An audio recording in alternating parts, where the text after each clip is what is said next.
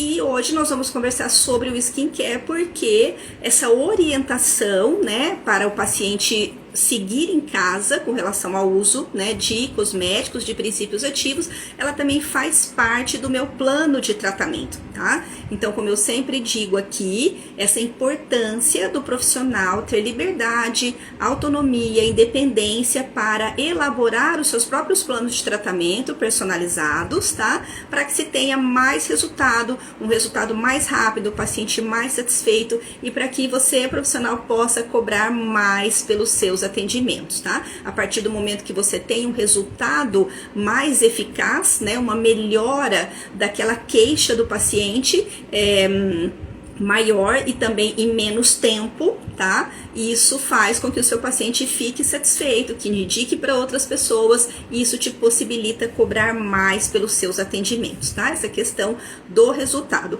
E quando nós realizamos, tá, condutas que foram determinadas de forma personalizada para aquele paciente, os resultados realmente são muito diferentes, tá?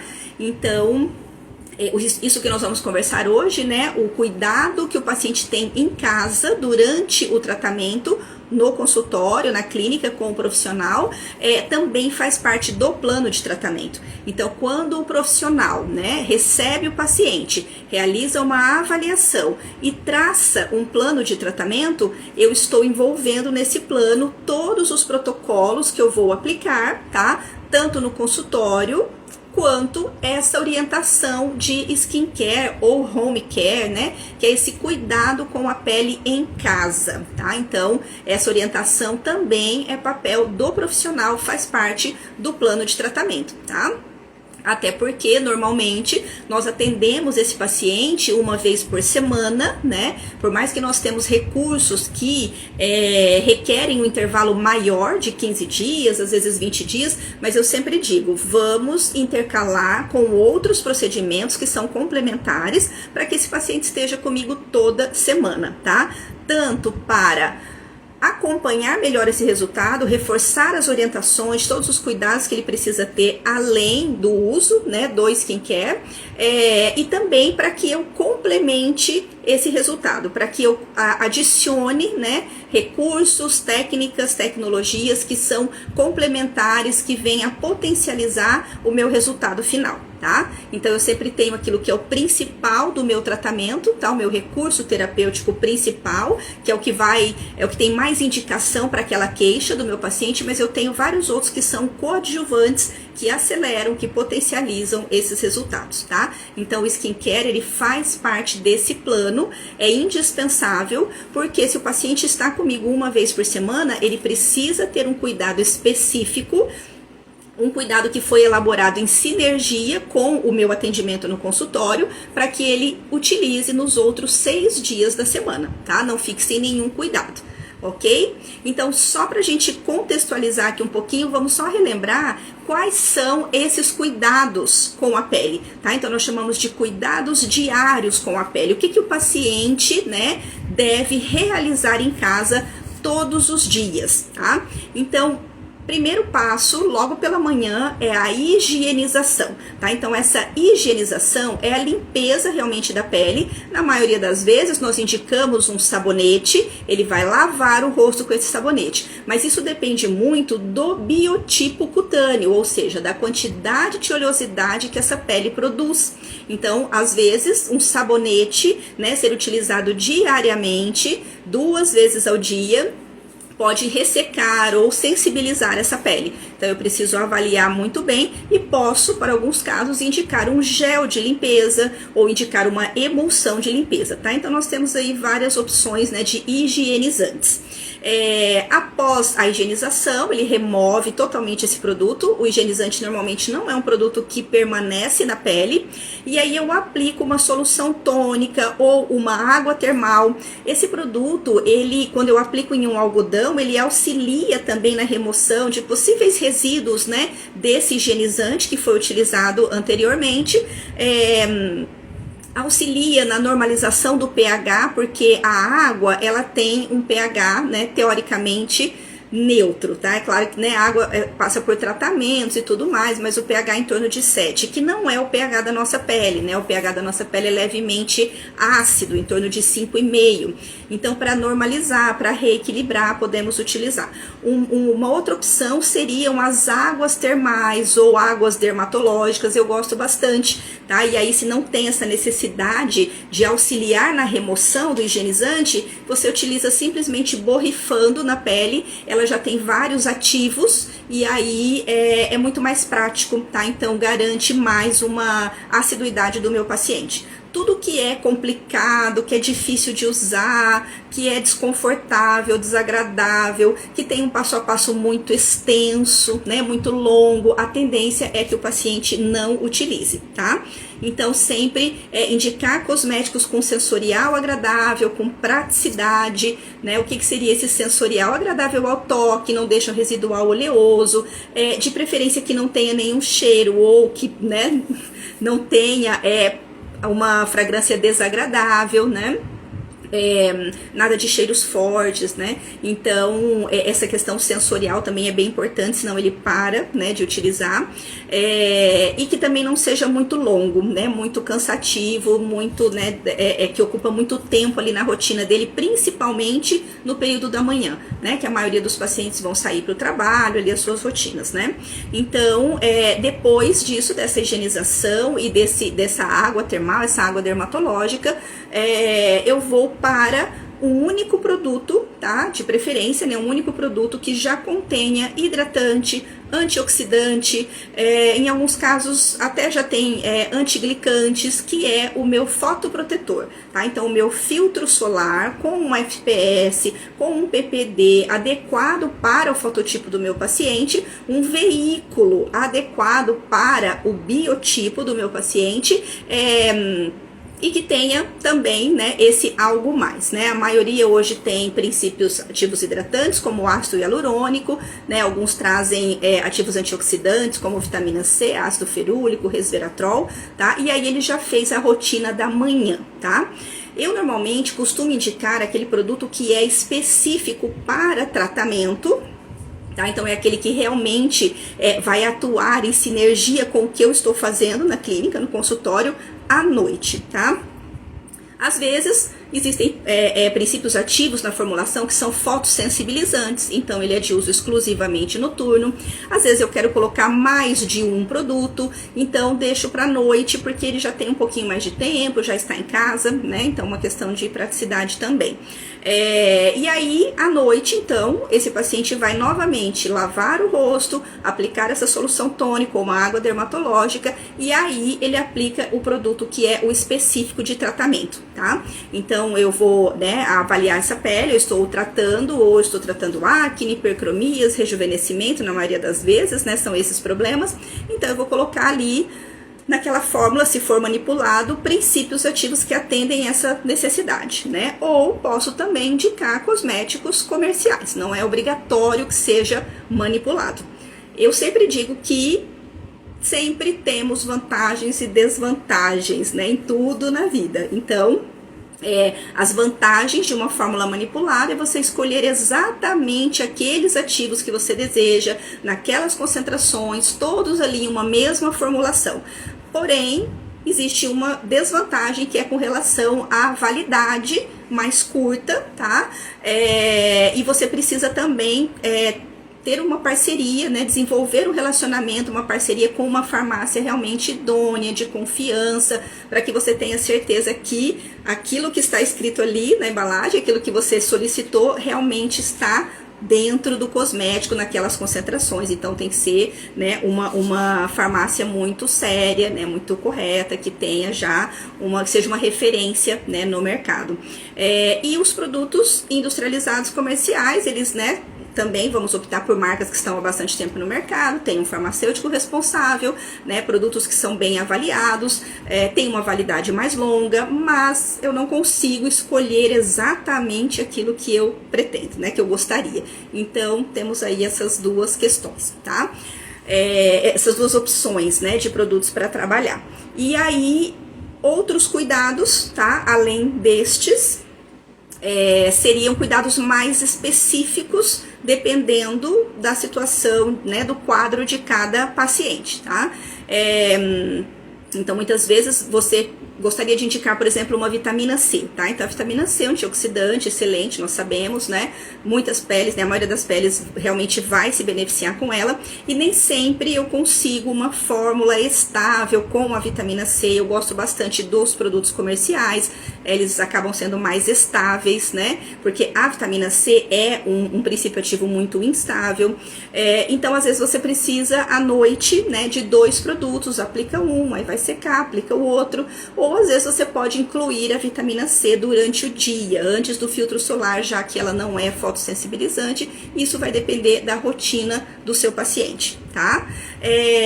Quando nós vamos estudar um pouquinho mais sobre esse skincare, nós encontramos alguns outros cuidados especiais, que seriam produtos específicos para a área dos olhos e a área dos lábios, né, contorno dos lábios e dos olhos. Eu acho interessante.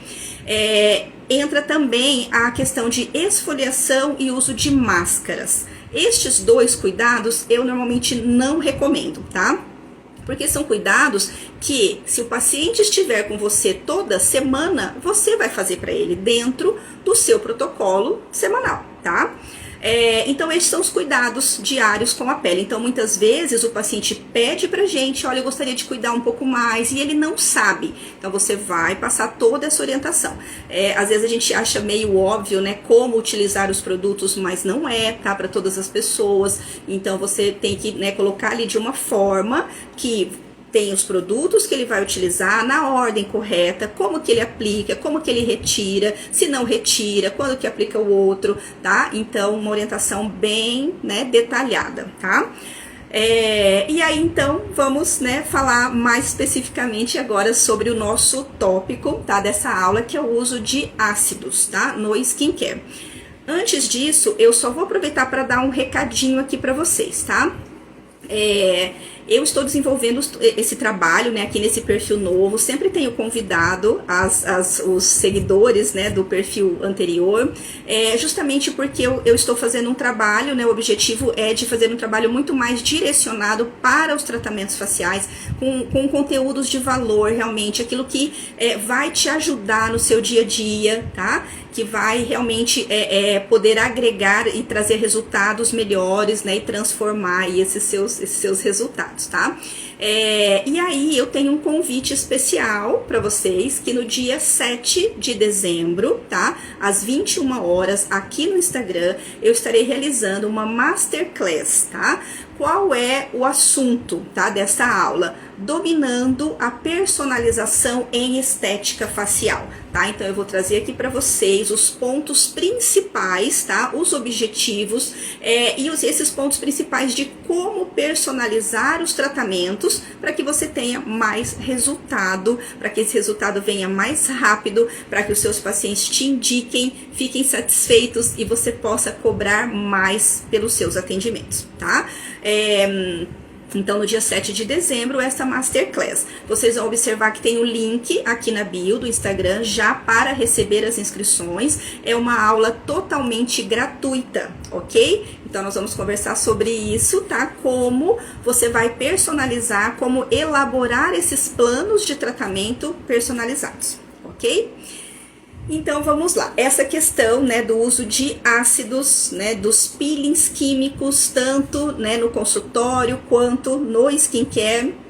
Às vezes existe uma divergência grande entre os profissionais, né? Então, a gente acompanha, né, que tem profissionais que são contra, né, as esfoliações químicas, porque agridem a pele, porque desestabilizam a barreira cutânea, o manto hidrolipídico, né? E aí temos profissionais que são a favor, mas não utilizam, né, não fazem essa aplicação da melhor forma, de uma forma conservadora, com cuidados dessa pele. Normalmente realizam procedimentos muito agressivos, esquecem depois desse cuidado com a barreira cutânea, dessa hidratação, dessa proteção, tá? E aí nós podemos, né, eu sempre digo que eu sou, né, aquele profissional do equilíbrio, tá? Eu trabalho de uma forma conservadora, de uma forma que eu esteja entre conseguir um benefício para o meu paciente, tá? Então, conseguir resultado sem agredir, tá? Como que seria isso? Porque às vezes nós observamos que alguns profissionais trabalham, às vezes de uma forma tão suave, tão delicada e tão superficial que dificulta atingir o resultado, tá? Então, normalmente eu digo assim, se você você vai realizar uma drenagem linfática facial, tá? Então, se você fizer só um carinho, não vai drenar nada. Se você fizer, né, uma pressão muito forte, também você não vai drenar e você pode ainda lesionar os capilares linfáticos e sanguíneos e também não atingir o seu objetivo, tá? Então, é exatamente o meio termo, aquilo que me garante um resultado sem agredir muito, sem desequilibrar muito, tá? Então, isso que é trabalhar com resultado e de uma forma conservadora, tá? Então, eu gosto de trabalhar dessa forma, eu sou a favor dos peelings químicos, eu gosto muito, tá? Eles entram como coadjuvantes em vários tratamentos, eles entram como preparatórios em praticamente todos os tratamentos. As substâncias, né, têm suas propriedades que são comprovadas, então, os peelings são recursos clássicos, tá? Só que aí nós temos profundidades e profundidades de peelings, né? Então nós temos aqueles que realmente são bem suaves, que têm suas indicações, temos aqueles que são extremamente agressivos, né? Que os profissionais que trabalham também enxergam as suas indicações. Eu não sou, né? Não gosto muito dessa opção, prefiro trabalhar com aquilo que está, né? Intermediário, né? Do mais leve até o intermediário, para que a gente não tenha quanto mais você agride, maior o risco de complicações. Essa é a questão, tá? Então, muitas vezes você pode até agredir e conseguir reparar essa pele, mas o quanto você se arrisca, o quanto você expõe, né, o seu paciente, a pele do seu paciente, expõe aquela possibilidade, né, de uma complicação, de uma sequela, e também você se expõe enquanto profissional, tá? Então, você não pode ter medo de realizar certos procedimentos, porque aí você não tem resultado, tá? Mas você tem que realizar com conhecimento, tá? E aí, dessa forma, você atinge o seu resultado com uma mínima chance de complicações ou intercorrências, que isso sempre pode acontecer, tá? Mas não pode ser por negligência, por descuido do profissional. Então, eu gosto muito, tá? Dos peelings químicos, né? Que quando nós realizamos peelings químicos na clínica, no consultório, nós utilizamos ácidos, tá? Na maioria das vezes, tá? 99% dos princípios ativos são ácidos, ali entre as categorias de alfa-hidroxi, beta-hidroxiácidos, polihidroxiácidos, tá? Alguns retinóides também. Então, eu sou a favor, tá? Porque você consegue melhorar a qualidade da epiderme, tá? Então, quando você remove uma camada mais superficial de células, você promove clareamento, você promove estímulo à renovação celular, você muda a textura, essa pele fica mais lisa, essa pele fica mais receptiva aos princípios ativos, né? Então, por isso que eu digo que são coadjuvantes, são complementares e preparatórios. Eu não me lembro, né, de nenhuma situação que eu trato ou oriento meus alunos, ou já tratei somente com peelings, mas sempre uma associação, tá? Então, estes ácidos que eu uso em consultório, eles promovem esse efeito, tá? E aí, eu posso também indicar estes ácidos para o uso em casa, tá? Para o meu paciente utilizar em casa todos os dias, eu devo fazer isso ou não, tá? Então, quando eu realizo em consultório, tá? Os peelings que nós chamamos de epidérmicos, que são peelings mais superficiais, eu realizo com um intervalo mínimo de 1 semana. Não realizo com intervalos menores do que 7 dias, tá? Então, intervalo entre 7 e 15 dias para realizar uma próxima sessão. Então, nesse intervalo, eu tenho tempo suficiente para recuperar a barreira cutânea, para hidratar essa pele até o próximo procedimento, tá? Então, é esse cuidado que nós precisamos ter. E aí, para o home care, para o skin care, se eu estou realizando peelings no consultório, eu só vou indicar para casa também se essa pele for muito espessada, se essa pele for muito resistente, ou se esse ácido apresenta uma outra propriedade que não seja exatamente essa propriedade queratolítica, né, de promover esfoliação química, tá? Então, primeira coisa, se eu opto, né, vamos dar um exemplo aqui de um ácido mandélico, tá? O ácido mandélico, ele é bastante utilizado para o tratamento de hipercromias, né? Então, irregularidades de pigmentação na pele e também para o tratamento da pele acneica, tá? Se eu vou realizar em consultório um peeling químico, tá, de ácido mandélico, eu vou utilizar uma concentração entre 10 e 20%, tá? E vou trabalhar com um pH entre 2,5 e 3,5. Se eu desejo, tá? Se existe uma indicação e eu desejo indicar esse ácido para o meu paciente utilizar em casa, eu devo trabalhar com uma concentração bem menor, tá? E um pH maior. Para quê? Para suavizar essa fórmula. Porque aquela que eu estou aplicando no consultório, se lembra, é uma vez na semana ou a cada 15 dias. O do paciente, ele vai usar todas as noites ou em noites alternadas. Então, eu devo ter esse cuidado, tá? Então, se eu estou utilizando, né, no consultório entre 10% e 20%, eu vou indicar para ele utilizar em casa em torno de 5%, tá? Aqui, né, exemplos para vocês. E com relação ao pH, que eu trabalhei entre 2,5 e 3,5, eu vou indicar para casa entre 4, né, 4,5, ele vai promover um efeito esfoliante muito mais suave, ou seja, na verdade, ele vai fazer um trabalho de manutenção daquilo que você está ganhando em termos de refinamento no consultório, tá? Só que precisa existir essa indicação. Então, tem que ser uma pele mais resistente, uma pele mais queratinizada, mais espessa, tá? Não vou indicar para todas as peles. Então, eu indico o uso de ácidos queratolíticos no home care para estes casos bem específicos, tá? E isso também para o ácido glicólico, também para um ácido salicílico, também para um ácido retinóico. Sempre observar essa questão de concentração e pH, que é o que determina a profundidade, que determina o nível de agressão que esse ácido queratolítico vai promover na pele, tá? Outro detalhe, eu observo que alguns pacientes gostam de utilizar ácidos em casa todas as noites e eles usam por conta própria, tá? E muitas vezes utilizam um ácido glicólico, por exemplo, a 10%. Essa concentração 10% não é para uso diário. Então, nós precisamos saber muito bem o que o paciente está usando em casa. Às vezes, ele não sabe te informar certinho quais os ativos, concentração e tal, mas você pede para ele mandar foto ou para ele levar os produtos para você verificar, tá? E aí, muitas vezes, ele está utilizando o ácido todas as noites, porque o ácido renova, porque o ácido deixa a pele fina, mas às vezes você vai e olha nas formulações dos produtos que ele está utilizando e não tem nenhum hidratante, tá? Não tem nada que repare a barreira, não tem nada que proteja essa pele. Então esse ácido, na verdade, ele vai estar refinando, sim, ele está deixando essa pele mais fina, ele está deixando essa pele mais lisa e mais clara, mas ele também está favorecendo o envelhecimento dessa pele, tá? Porque a desidratação é um dos principais fatores que levam ao envelhecimento precoce da pele, tá? Então, o uso de ácidos de uma forma, né, indiscriminada, sem orientação profissional pelo paciente, né, esses ácidos queratolíticos, ácidos que promovem esse efeito peeling, esse efeito de remoção de células em casa, muitas vezes, mais do que os benefícios, ele está trazendo prejuízo para essa pele, tá?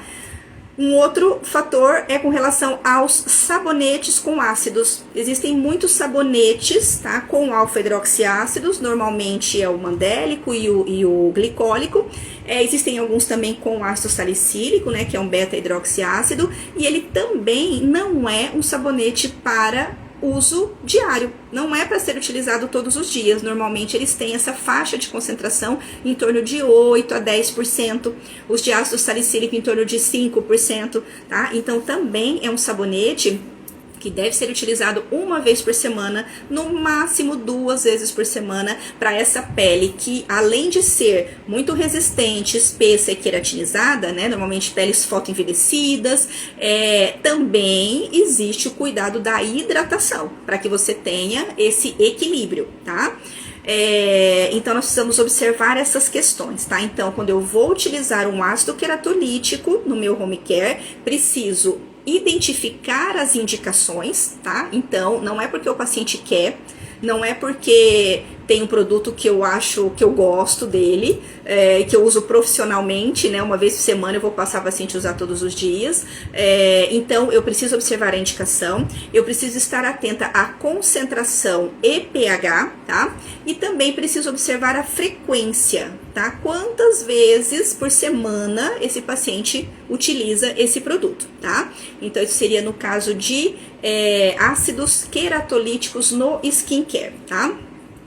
Outra situação, como eu, né, gosto de trabalhar com formulações mais conservadoras, né, então vocês viram como eu comentei, um ácido mandélico entre 10% e 20%, tem profissionais que trabalham 30%, 40%, tá? Eu prefiro 20%. Só que às vezes, quando a pele vem para avaliação, eu agendo uma primeira limpeza de pele e eu estou ali, né, na limpeza de pele que realmente eu vou manipular essa pele, vou observar muito mais de perto, né, outros aspectos, eu percebo que ela é uma pele muito resistente e que talvez esse ácido que eu vou utilizar nessa concentração que eu considero segura, baseada na minha vivência clínica, na minha prática clínica, pode demorar muito para trazer o resultado de refinamento que eu quero.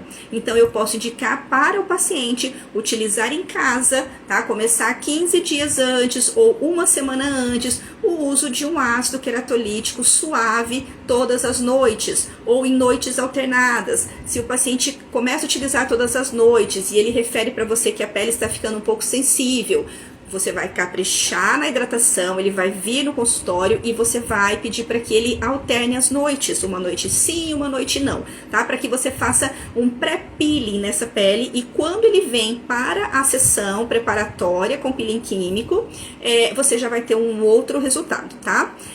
E aí, podem me perguntar assim, poxa, mas então não seria melhor você já utilizar um 30%? Quando eu aumento para, né, um 30%, nesse caso, existe muito, assim, aumenta muito a chance de ocorrer frosting. O frosting, ele, na maioria das vezes, dependendo, né, do fototipo também, ele evolui para HPI, tá? Então, peles mais morenas têm uma tendência muito grande de evoluir para HPI. Então, eu preciso também avaliar. Dessa forma, tá indicando o home care como preparo, né, o ácido queratolítico no skincare dele como preparo, eu considero mais seguro. E depois, quando ele vem, eu realizo o 20% mesmo, tá? Agora, digamos que é uma pele bem resistente, uma pele de um paciente que não se expõe ao sol e calor, uma pele de um fototipo baixo, aí eu posso até optar por fazer o 30%, tá? Então, por isso que muitas vezes eu acabo que prefiro trabalhar com os manipulados, no caso de peelings, né? Justamente para poder fazer essa escolha, né, de acordo com cada caso. Uso muito produtos comerciais, indico muito produtos comerciais, higienizantes, máscaras, sérums, monodoses, né? Mas as fórmulas de peelings químicos eu acabo que prefiro trabalhar com os manipulados, tá? Até por uma questão de custo também. Então, essa seria, né, uma outra situação onde eu poderia indicar para o meu paciente utilizar antes, tá? E aí eu preciso estar muito atento também quando eu avalio o paciente, traço o meu plano de tratamento e nesse meu plano eu vou iniciar, tá, por um peeling químico, né? Eu vou fazer a limpeza de pele, normalmente eu faço a limpeza de pele com hidratação. Depois eu venho com esse peeling químico. Então, eu preciso saber se ele está utilizando ácidos, né? Eu falo assim, eu já tive essas vivências, essas experiências, onde o paciente não falou, tá? Ou eu esqueci de perguntar, ou o paciente, quando eu perguntei, ele às vezes por uma ansiedade em realizar o procedimento, ele não fala, ou às vezes ele esquece, né? Somente esquece mesmo. E aí quando você vem e aplica, aquela pele reage de uma forma muito mais exacerbada do que aquilo que é previsto para aquela formulação, para aquele princípio ativo, naquela concentração, naquele pH, né? Era para você observar uma reação X e você observa uma reação de X ao quadrado, tá? Muito mais exacerbada. Por quê? Porque essa pele já está sensibilizada, porque essa pele já está refinada. Então, aquele ácido que você aplicou na superfície e você imaginou que chegaria até aqui, né? Mais ou menos só pra gente ter uma ideia, como a pele já estava refinada, você já começou, né, de uma parte mais profunda, então ele aprofundou mais e sensibilizou mais, tá? talvez ele não estivesse também tendo esse cuidado, né, de hidratações, cuidado com a barreira, então a chance, né, de sensibilizar e evoluir para HPI é muito maior também. Então eu preciso saber tudo que o paciente está utilizando antes, tá? Então essas são as principais questões do uso de ácidos queratolíticos no skincare, tá? Estes ácidos que são os mais utilizados, né, glicólico, salicílico, mandélico, retinóico, são os mais utilizados no skincare, existe a possibilidade de associar com outros princípios ativos. Então, no caso, por exemplo, de um clareamento de um melasma, eu posso colocar ali um mandélico 3 a 5% e associar com um ácido cógico 2%, associar com algum antioxidante também. Então, eu posso fazer associações, tá? Para que eu tenha um benefício maior, mas precisa realmente existir essa indicação. Eu costumo, tá? Na minha prática clínica, eu prefiro realizar todos os procedimentos queratolíticos no consultório, tá? E depois ele vai utilizar no skincare dele outros princípios ativos, tá? Pode até incluir ácidos, mas são aqueles ácidos que não são queratolíticos, tá? Então, um ácido hialurônico, que é hidratante, um ácido tranexâmico, que é um clareador, né, inibidor da plasmina, um ácido, gente, fugiu agora. Um ácido ferúlico, que também é antioxidante, um ácido alfa-lipóico. Então eu tenho várias opções, né? Tem outros ácidos que não são queratolíticos e que podem ser muito bem-vindos dependendo do problema que a minha pele está apresentando, né? Um ácido glicirrícico, que na verdade é um calmante, né? Um anti-inflamatório. Então, definir isso, tá? Qual é, quando você pensa, né, posso indicar ácidos para o skincare? Que tipo de ácido que você está me perguntando, tá? São ácidos queratolíticos ou não queratolíticos? Se for não queratolíticos, eu vou observar qual é a propriedade de cada um e vou encaixar tranquilamente, tá? Voltado para o problema do paciente. Se é um ácido queratolítico, eu preciso observar se realmente existe a indicação. Qual seria o mais indicado, tá? Então, por exemplo, em uma pele acneica, o mais indicado, salicílico, tá? Por quê? Porque ele é o mais queratolítico, porque ele é também bactericida. Eu já vou, né, atingir 2 pontos ali do meu problema. Preciso determinar qual é a concentração, qual é o pH e qual é a frequência que ele vai utilizar em casa, tá? Então, são esses cuidados que eu preciso ter antes de incluir um ácido nas fórmulas de skincare, né, na rotina de skincare do meu paciente.